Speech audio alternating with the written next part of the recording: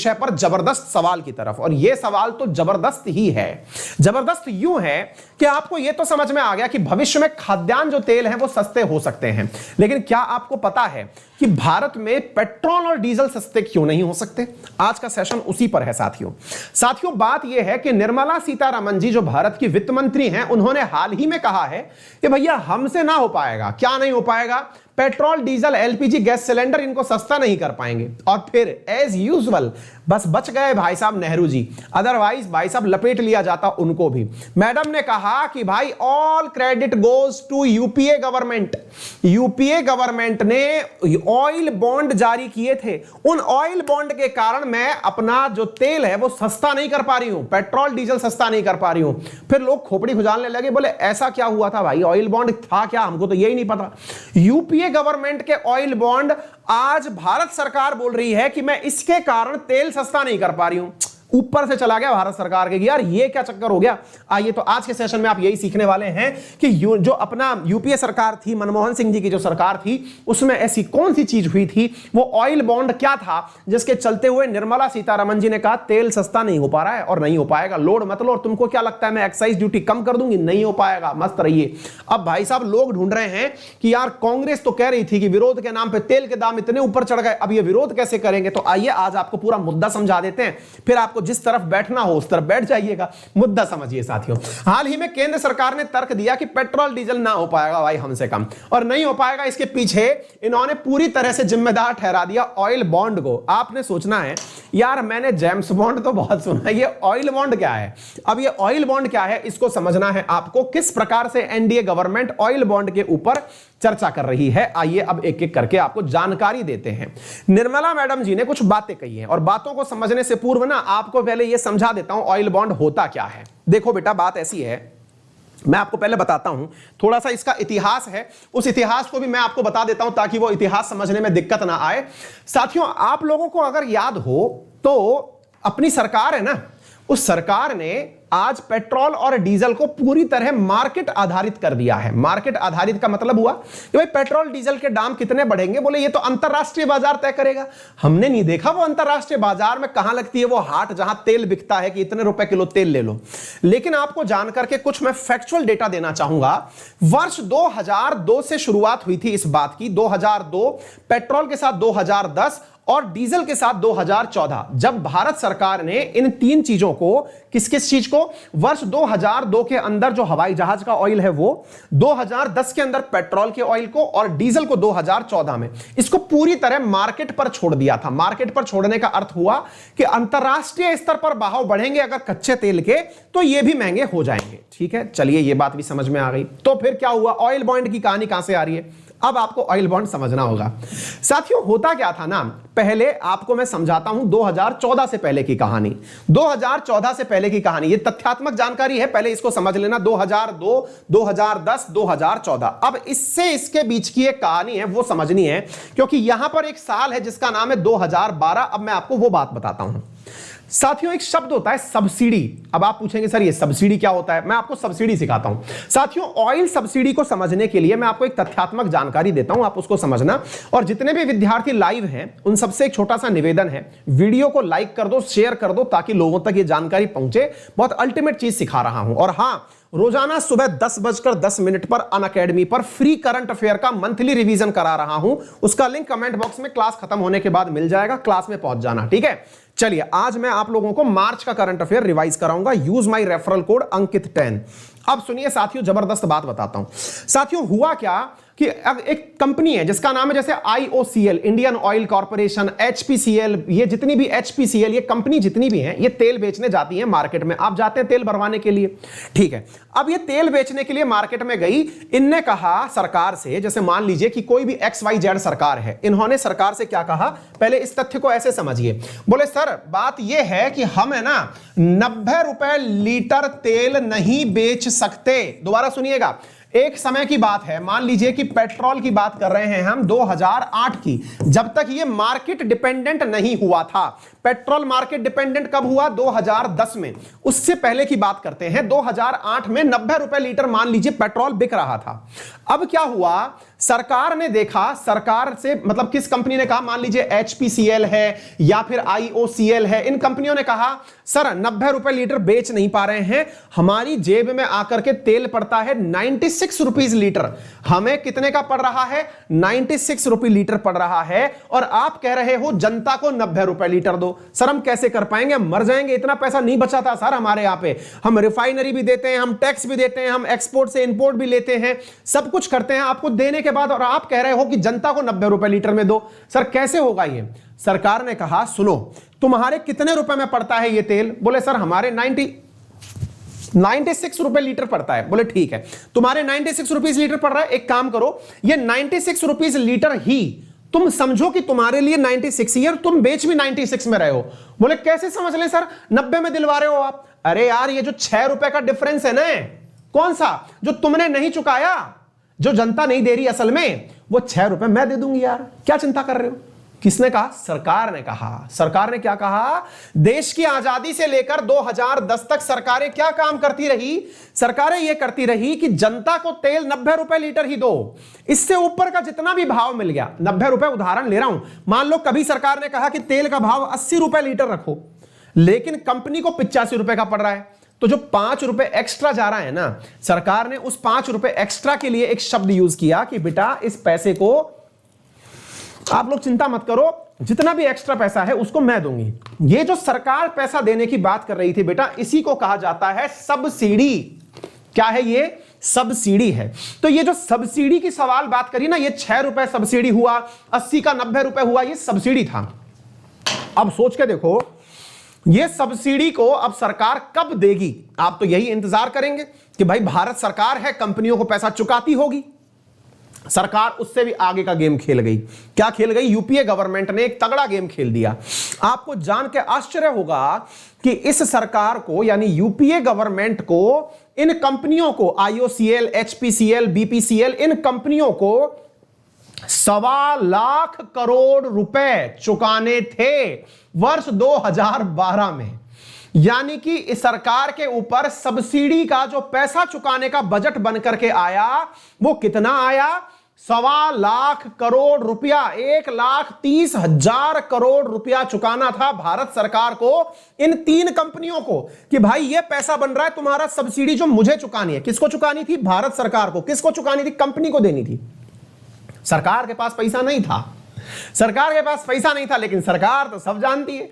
सरकार ने एक वादा किया। वादा क्या किया? एक पन्ना उठाया, उस पन्ने पर लिख करके दे दिया, चिंता मत करो, पैसा तुम्हारा मिलता रहेगा, क्योंकि भारत सरकार का वादा है, और तुम्हें इस बार पैसा ऐसे ही नहीं मिलेगा। यह समझो कि तुम्हारा पैसा हमारे पास कर्ज है, और कर्ज पर भारत सरकार ब्याज चुकाएगी, और भारत सरकार ब्याज चुकाएगी आने वाले समय तक। मतलब तुमको पैसा देना था, हम देते, हमारे पास नहीं है, लेकिन हम तुमको ब्याज चुका सकते हैं। और ब्याज कितना चुकाएंगे? आपको जानकर के खुशी होगी, आश्चर्य होगा, दुख होगा। 10,000 करोड़ रुपए सालाना ब्याज चुकाती है भारत सरकार। जी हां साथियों, वो जो 1.25 लाख करोड़ रुपए अपने ही देश की 3 कंपनियों को भारत सरकार को देने थे, उस पर भारत सरकार 10,000 करोड़ रुपए सालाना ब्याज दे रही है, क्योंकि पैसे नहीं थे उस समय सरकार के पास। तो निर्मला सीतारमण जी ने जो हाल ही में बम फोड़ा है, वो ये कहा है कि जो यूपीए गवर्नमेंट थी ना, ये यूपीए गवर्नमेंट हम लोगों के ऊपर फोड़ गई 1.25 लाख करोड़ रुपए का बजट। हमारे ऊपर कितने का बजट फोड़ गई? 1.25 लाख करोड़, 1,30,923 करोड़ रुपए का बजट फोड़ गई। अब ये जो बजट फोड़ गई हमारे ऊपर, और ये जो जानकारी दी गई ना, 1,30,000 करोड़ क्या था? इसी को नाम दिया गया ऑयल बॉन्ड।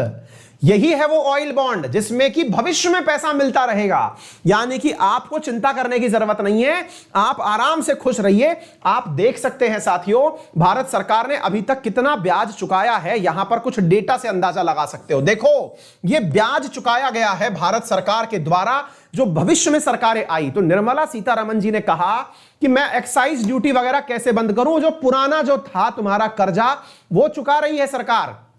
मेरे ऊपर ऑयल बॉन्ड का कर्जा है, मैं इस 10,000 करोड़ को अगर नहीं चुकाऊंगी तो ये कंपनियां तेल देना बंद कर देंगी, तेल देना बंद कर देंगी। और एक तरफ तुम कह रहे हो कि एक्साइज ड्यूटी कम करो, और ये कम करो, और वो कम करो। कैसे कम करें? क्योंकि आपका ही दिया हुआ ऑयल बॉन्ड हमारे सिर पर फटा है बम बन करके। आ गई बात समझ में? अब इस पूरी कहानी के अंदर आपको विलन कौन लगा? इस पूरी कहानी में विलन बनकर के आई यूपीए गवर्नमेंट कि यार यूपीए गवर्नमेंट ने चीटिंग करी, इसने आने वाली सरकारों के ऊपर बिल फाड़ दिया। ऐसी फीलिंग आई ना आपको? बिल्कुल आपको आएगी, क्योंकि कहानी आपने आधी सुनी है। अब बाकी बची हुई कहानी सुनिए। बाकी बची हुई कहानी को कुछ इस प्रकार से सुनिए आप साथियों। बाकी बची हुई कहानी को आप यहां से पढ़ें। आपको सरकार की कही हुई बात तो समझ में आई। आपको लगा कि यार सरकार के ऊपर इतना कर्जा देके चली गई यूपीए सरकार, लेकिन बेटा आज सरकार जो है ना वो 20 लाख करोड़ रुपए एक्साइज ड्यूटी से कमा रही है। भाई साहब ये इसका 10 टाइम्स है, और भी 20 टाइम्स 18.16 लाख करोड़ रुपीस बचाती है सरकार एक्साइज ड्यूटी पर लगा करके। अगर चाहे तो इस कर्ज को देने की जरूरत ना पड़े, एक ही साल में इसको निपटा दे, फिर आगे चले। फिर आप पूछेंगे हाँ तो निर्मला मैडम अब आपसे पूछेंगी देश कैसे चलाना है, मतलब आप ज्यादा बुद्धिजीवी हो गए। मतलब मैं नहीं हुआ। जरा इस आंकड़े को देखिए जो कहा जा रहा है अपोजिशन के द्वारा। अपोजिशन कह रहा है कि आप लोग हमारे लिए कह रहे हैं कि हमने ऑयल बॉन्ड जारी करके गलत किया।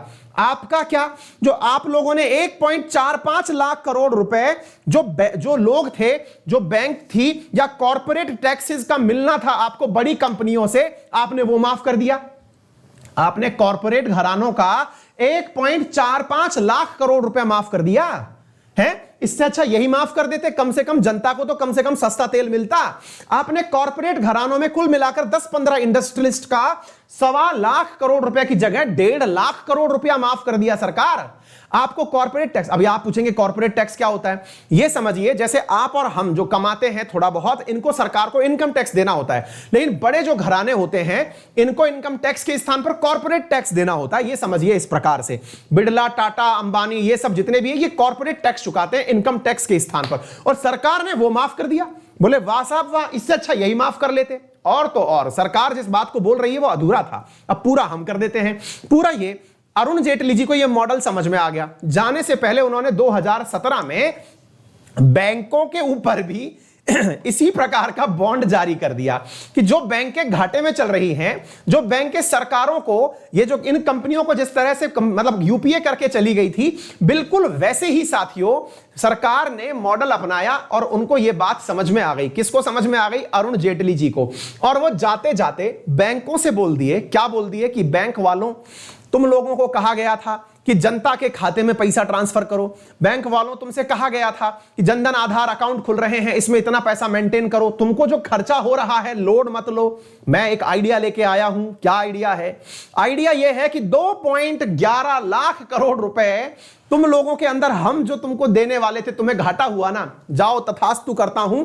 अब एक काम करो, तुम्हें यह पैसा बॉन्ड के रूप में मिलेगा। और बैंकों को भारत सरकार ने एक नया आश्वासन टिका दिया 2017 में, जहां यूपीए टिका चुकी थी ऑयल बॉन्ड, यहां पर बैंक बॉन्ड सरकार ने टिका दिया, और वो एनडीए गवर्नमेंट में था। यानी कि कर्जे को आपने जितना कर्जा लिया उसको अब किस्त में बांट लिया। सरल रूप से यूं समझिए, या बैंकों को जो प्रॉमिस दे रखा था कि आपका पैसा लौटाएंगे, अब हम आपको वो किश्तों में लौटाएंगे। ये प्रक्रिया थी जो बॉन्ड की प्रक्रिया है। तो भाई सरकार कोई सी भी कम नहीं है। अल्टीमेटली आप और हम जो है ना इन भारी भरकम शब्दों के बीच में फंस जाते हैं।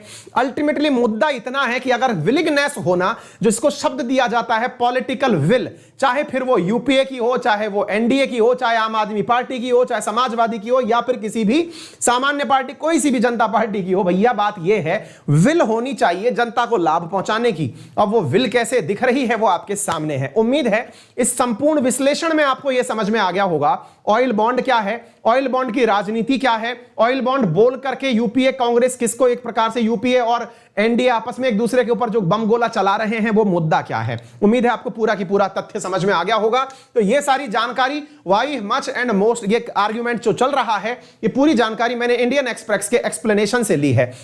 हाँ जी साथियों, उम्मीद है आपको यह बात भी बेहतरीन तरीके से समझ में आ गई हो। अनअकैडमी के साथ जुड़कर पढ़ते हैं तो अनअकैडमी पर आप लोगों के लिए एक जबरदस्त फीचर शुरू किया गया है। यदि आप पेड क्लासेस अनअकैडमी के साथ पढ़ रहे हैं तो पेड यानी प्लस के जो विद्यार्थी हैं उनके लिए अनअकैडमी पर एक फीचर यह है कि अगर आप अपने टीचर से बात करना चाहते हैं तो चैट के थ्रू नहीं, कॉल के थ्रू बात कर सकते हैं, और वो भी क्लास के दौरान। क्लास के दौरान एक फीचर आया है, that is ask a doubt feature, यानी कि अब आपके डाउट्स का और ज्यादा अच्छे से समाधान हो पाएगा। हालांकि कोई भी समाधान आपको पहले चैट के थ्रू भी मिल जाता था, लेकिन जरा विचार करिए कि आप अपने टीचर से लाइव क्लास में टेलीफोनिकली बात कर पाएंगे, यानी आप सीधा कनेक्ट हो पाएंगे एक ऑडियो कॉल के माध्यम से, जो कि एप्लीकेशन में ही इनबिल्ट है। तो यह जबरदस्त फीचर आपको पेड क्लास में मिल रहा है। यानी कि अगर आपके मन में अब तक यह था कि पेड क्लासेस में टीचर से कैसे बात की जा पाएगी, कर पाएंगे या नहीं कर पाएंगे, तो ये सारी चीजें अब पॉसिबल हो रही हैं। तो जल्दी से कनेक्ट हो जाइए। अनअकैडमी पर मेरे द्वारा पेड क्लासेस यूपीएससी और एसएससी दोनों सेक्शंस में ली जाती हैं। यूपीएससी में मेरे द्वारा ज्योग्राफी और पॉलिटी खत्म करवा दी गई है। यदि आप जुड़ते हैं तो मेरी पुरानी क्लासेस सारी देख पाएंगे, भविष्य में आने वाले सभी बैचेस देख पाएंगे। यूपीएससी कैटेगरी में जितने भी एडुकेटर्स पढ़ा रहे हैं उन सब की क्लासेस मेरा रेफरल कोड अंकित 10 यूज करके कर सकते हैं, जिससे आपको फीस में 10% का डिस्काउंट भी तुरंत प्राप्त होता है। इसी प्रकार एसएससी कैटेगरी के अंदर वर्तमान में मॉडर्न हिस्ट्री चल रही है, जिसके बाद आर्ट एंड कल्चर शुरू होने वाली है। जो भी विद्यार्थी स्टेट पीसीएस लेवल की तैयारी या डिफेंस की तैयारी कर रहे हैं, वो मेरा एसएससी कैटेगरी का स्टैटिक जीके वाला बैच ज्वाइन कर सकते हैं। सारा कंटेंट आपको रिटर्न में मिलता है, जिसे आप डाउनलोड कर सकते हैं, प्रिंट निकलवा सकते हैं, बाईलैंग्वेज कंटेंट आपके लिए उपलब्ध होता है। तो इतनी सारी जानकारियां आप सभी के लिए, तो याद रखिए मेरा रेफरल कोड अंकित 10। फिर मुलाकात करते हैं आपसे अन्य क्लासेस में।